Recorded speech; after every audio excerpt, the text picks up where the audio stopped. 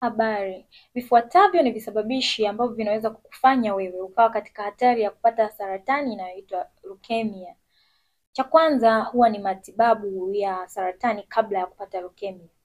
Mfano, kama ulishawahi kuwa na saratani, kwa mfano saratani ya matiti, ukatumia aina ya matibabu ya kikemia au yale ya mwanga, unaweza kuwa katika hatari ya kupata saratani ya leukemia tu kwa sababu ya kutumia aina hiyo ya matibabu.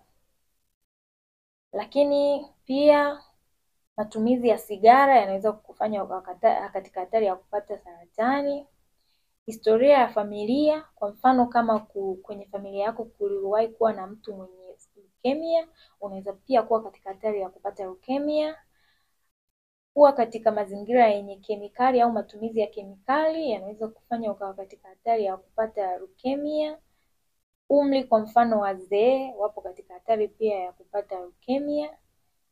Jinsia, kwa mfano wanaume wapo katika hatari ya kupata leukemia pia. Asante, usisahau kulike na comment.